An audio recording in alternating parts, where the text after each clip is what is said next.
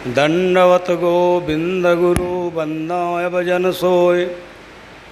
पहले भय प्रणाम तिन्ह नमो जो आगे होय। संत कबीर मानव सेवा समिति के तत्वाधान में आयोजित सदगुरु कबीर जयंती समारोह के पावन अवसर पर मंच पर विराजमान परम पूज्य श्री साहेब जी एवं अन्य सभी सम्माननीय संतवृंद, धर्मानुरागी बंधुओं,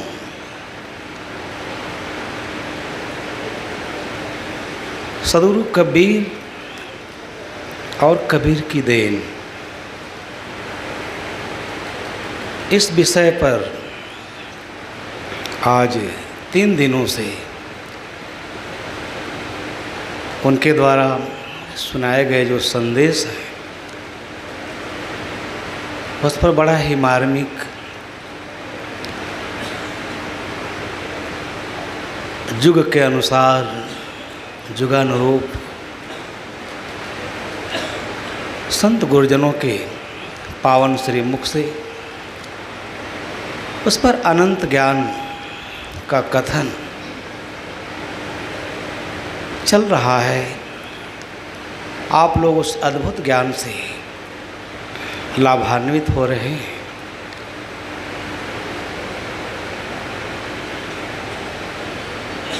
जीवन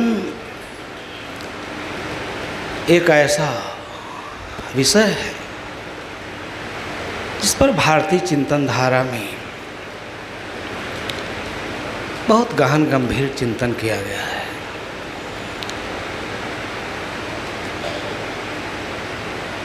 उसी विषय को सदगुरु कबीर साहब ने अपने चिंतन का आधार बनाया और बड़ा ही अद्भुत चिंतन दिया। बंधुओं, इंद्रिय जगत से बाहर जाने के लिए, पार्थिव जगत से बाहर जाने के लिए हमारे अंदर विनाश की वेदना का ज्ञान होना आवश्यक है। इतना सार्वभौमिक वो चिंतन है, जितना हम उसमें उसके गहराई में जाते हैं नए नए अर्थ उद्घाटित होते जाते हैं। सबसे यक्ष प्रश्न है इस जीवन को समझना, जीवन मूल्य को धारण करना, उसे धारण करके जीवन जीना।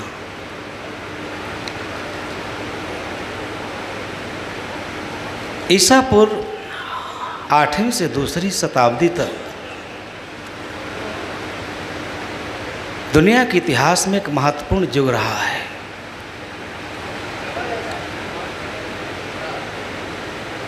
चीन में ताओ और कन्फ्यूशियस, भारत में उपनिषदों के ऋषि महावीर और बुद्ध, ईरान में जरथुस्त्र, जूडिया में नबी, यूरोप में पाइथागोरस, अफलातून, अरस्तु, इन सब चिंतकों का ध्यान जड़ प्रकृति से हटकर मनुष्य की आत्मा की तरफ दिखाई देती है। बुद्ध और महावीर उसके भारत में प्रतिनिधि हैं। इस पर बहुत कार्य किया उन लोगों ने,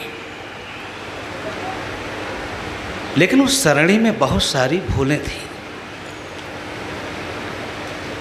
मनुष्य की आत्मा जो संसार की सारी सभ्यता का आधार स्तंभ तत्व है, उस पर कहते सुनते भी अस्पष्टता का अभाव दिखाई देता है।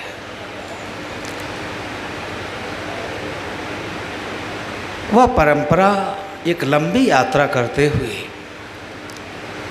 मध्यकाल में पहुंचती है। जिसके प्रतिनिधि वक्ता सदगुरु कबीर साहब हैं।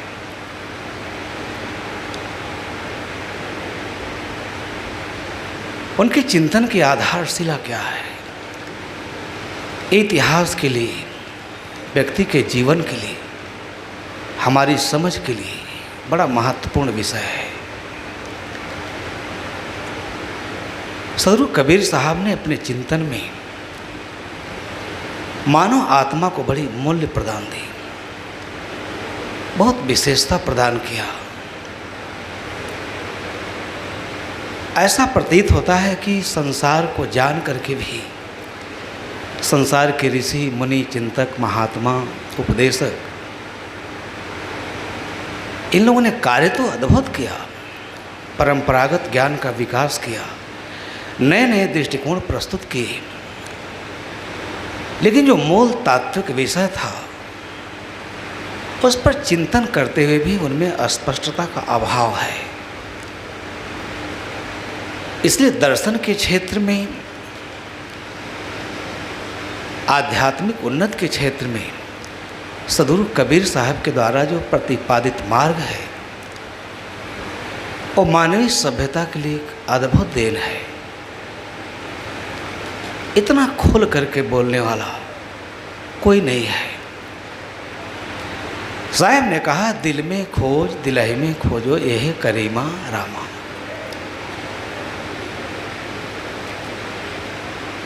बड़ा अद्भुत विषय है। मनुष्य के हृदय में एक ऐसी गुप्त सत्ता का निवास है जो उसके आत्मा के बाहरी स्थूल पदार्थों के जाल से मुक्त कर सकती है, पार्थिव वासनाओं से दूर कर सकती है। तब वो अपने रहने वाले उस अमृत तत्व का उसे बोध हो सकता है, ज्ञान हो सकता है। यही आध्यात्म का विलक्षण विषय है। और इसी पर सदगुरु कबीर साहब ने बहुत जोर दिया। लेकिन ये संभव कैसे है, इसकी उपलब्धि कैसे हासिल होगी, कैसे हम इसे प्राप्त करेंगे, कैसे हम जानेंगे? यह मार्ग दुनिया के धार्मिकों ने उस मार्ग को अवरुद्ध कर दिया। इसलिए आज एकेडमिक जगत में सदगुरु कबीर साहब को बड़ी गंभीरता से लिया जाता है।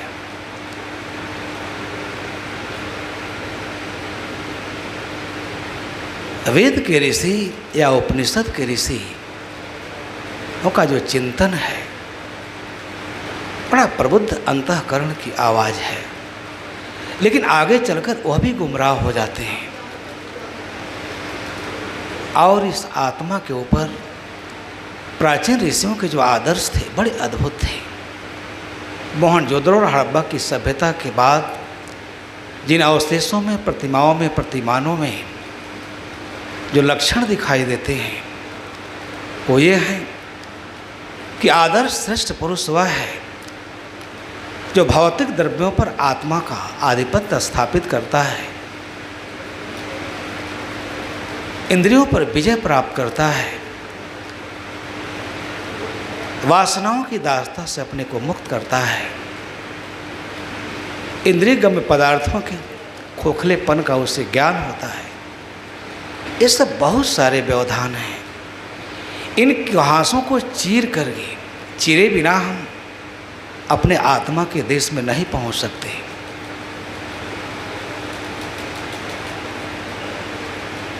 यही सदगुरु कबीर साहब के धर्म संचेतना का सुंदर विषय है। जो कोई भी उसे पढ़ता है वो मंत्र मुग्ध हुए बिना नहीं रह सकता। यह विषय इसलिए रमणीय है कि दुनिया के बड़े बड़े दार्शनिकों ने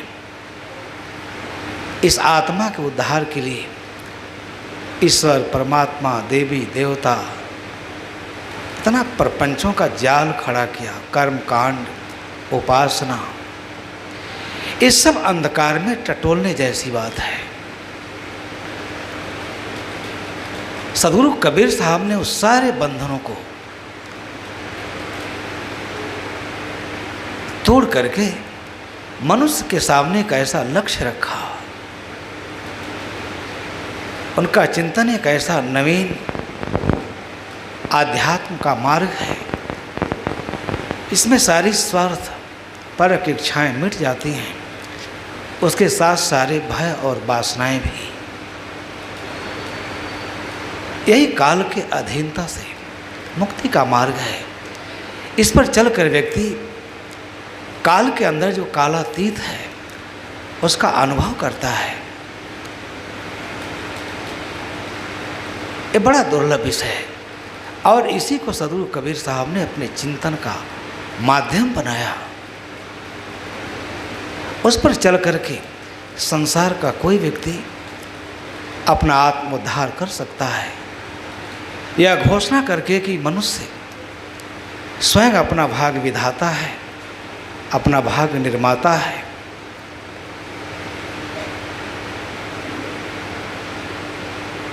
धर्म क्या है जिसे हम बाहर से ग्रहण करते हैं, धर्म शास्त्रों से ग्रहण करते हैं, अपने दैनिक जीवन में अपनाते हैं, वो धर्म नहीं है। धर्म हर मनुष्य के मानवीय आत्मा का अभिलाषा है, जो उसके अंतर प्रकट होता है और उससे दिव्य सुख और शांति की अनुभूति होती है। जब हम अपने अंतरात्मा की गहराई में उतर जाते हैं, हम आत्मज्ञान के दिव्य प्रकाश से आप्लावित हो जाते हैं, हमारे अंदर का सारा अंधकार समाप्त हो जाता है। इसलिए धर्म हमारे अंदर, धर्म का उद्घाटन हमारे अंदर होना चाहिए।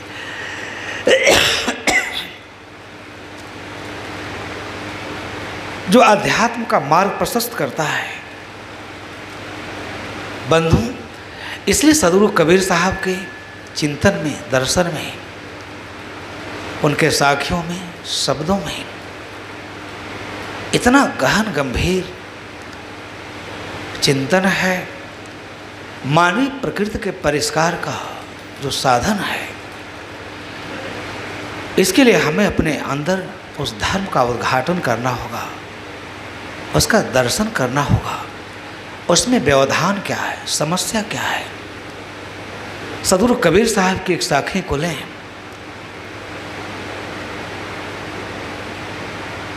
हम जीवन पर्यंत सत्संग करते हैं, शास्त्रों का अध्ययन मनन करते हैं, चिंतन करते हैं। उपनिषदों से लेकर गीता आदि सद्ग्रंथों में जो दुर्लभ विचार है वो यही है, आत्मलाभान परम विद्यते। आत्मलाभ से, आत्मज्ञान से ऊंची कोई वस्तु नहीं है। परंतु उसके लिए मंदिर में जाने की आवश्यकता नहीं। आपने देखा होगा, कुछ उच्चतम दशा को पाने के लिए हमारे इतनी दुर्धर्ष तपस्याओं की व्यवस्था है कि लोग अपने जीवन को ही, ये जो दुर्लभ साधन है मानव का शरीर, उसको घोर यंत्रणा के हवाले कर देते हैं। तत्व ज्ञान की उपलब्धि कैसे होगी? शब्द हमारा आदि का शब्द पैठा जीव, फूल रहन की टोकरी घोरे खाया की। इतने अद्भुत वचन हैं, इतने मर्म स्पर्शी वचन हैं जो हमारे अंदर एक क्रांति ला देते हैं। हम शब्द तो सुनते हैं, लेकिन जिस शब्द से हमारा उद्धार होगा, जिस शब्द से हम वासनाओं को ऊपर, क्षुद्र वासनाओं की दास्ता से मुक्त होंगे,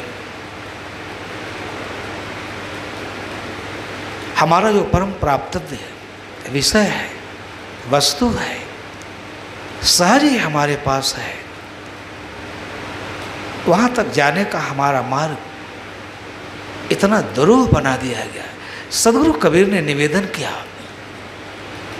कि जाग करके देखो, हमारे अंतस चेतना को वो जगाते हैं, प्रेरित करते हैं, उनके उपदेश प्रेरित करते हैं। तभी हम संसार के दुखों के ऊपर विजय प्राप्त करेंगे। इंद्रिय परता पर, इंद्रिय विषयों पर, ये विषय वासनाओं का पुंज, वहाँ तक पहुँचने में बहुत बड़ा अवरोध है। हमें मलिन बना देता है। इसलिए साहब कहते हैं कि शब्दों के ऊपर विचार करो। शब्द बोलते समय, शब्द श्रवण करते समय, 4 चीज़ों की जीवन में बहुत बड़ी आवश्यकता है: श्रवण, मनन, चिंतन और निध्यासन। गीता आदि में भी इस पर निवेदन है कि परिप्रश्नेन तद विद्धि प्रणिपातेन परिप्रश्नेन सेवया। गीता कहती है किसी चीज को ठीक से पहले सुने, ग्रहण करें। कौन से शब्द हमारे लिए दिशा तय करते हैं, किन शब्दों से हम विपरीत दिशा में जाते हैं, ये हमें तय करना है, आपको तय करना है। कोई दूसरा रास्ता तो बता सकता है, उस पर कष्ट उठाकर चलने की हमारी अपनी जिम्मेदारी है, जब तक हम नहीं चलेंगे। क्योंकि सदगुरु कबीर साहब या अन्य चिंतकों ने माना कि जीवन प्रवाह यहीं तक सीमित और परिमित नहीं है। वर्तमान जो जीवन है वो लोकोत्तर जीवन का कारण है। इसमें अच्छे संस्कारों के संचय से ही हमारा जीवन कृतार्थ होगा। इसलिए साहब कहते हैं कि शब्दों के सुनते सुनते भी हम अपने लिए अच्छे शब्दों का चयन नहीं कर पाते हैं। अच्छे शब्द हैं जिनसे हमारे अंदर अच्छे संस्कारों का सृजन होता है। शब्द पैठा जीव, फूल रहन की टोकरी घोरे खाया की। बड़ी अद्भुत वचन है। यह जो मानव देह है यह एक टोकरी है, इसमें अच्छे संस्कार, अच्छे धर्म, अच्छे विचार, पुण्य संस्कार को रखने से सुंदर लगती है, दिव्य लगती है, जीवन कृतार्थ होता है, हमारे आत्मा का विमल ज्ञान होता है। इसी के द्वारा हम अपने आत्मा के विमल उल्लास के अवस्था का ज्ञान होता है। जब खराब शब्दों का चयन करेंगे, उस पर ठीक से चिंतन नहीं करेंगे, मनन नहीं करेंगे, निर्शील विवेक के द्वारा उसे हटाएंगे नहीं, तो हमारे जीवन में सड़न पैदा कर देगा, दुर्गंध पैदा कर देगा। बंधुओं, इसलिए आप सब लोगों से ये निवेदन है, इन 4 चीज़ों पर आप लोग विशेष रूप से ध्यान दें: श्रवण, मनन, चिंतन और निध्यासन। ये मनुष्य जीवन को कृतार्थ करने का और आत्मा के विमल उल्लास के अवस्था का ज्ञान प्राप्त करने का ये अद्भुत साधन है। इसी पर भारतीय मनीषा में अगाध चिंतन हुआ है, आज भी हम कर रहे हैं। लेकिन जब विवेक के पथ पर का अनुसरण नहीं करते हैं तो हमारा रास्ता बहुत लंबा हो जाता है। आवागमन का मार्ग, जन्म मरण का दुख लंबा हो जाता है और भवसागर की दुख और पीड़ा का अंत नहीं होता। इसलिए आज इस देह में हम सभी लोग जगें। साहेब ने मानव देह, मानव जीवन में जो अवसर मिला है, इसकी बड़ी भूरी भूरी प्रशंसा की है। इस जीवन के 1 मिनट के समय को भी व्यर्थ के विषयों का स्मरण और चिंतन नहीं करना चाहिए। फिर अगले सत्र में हम कुछ निवेदन करेंगे, समय की मर्यादा है। विषय उठाते ही समय बहुत तेज़ी से आगे बढ़ जाता है। साहेब जी के श्रीमुख से हमें अमृतमय संदेश सुनना है। इसी निवेदन के साथ मैं अपने विचारों को ही विराम देता हूँ।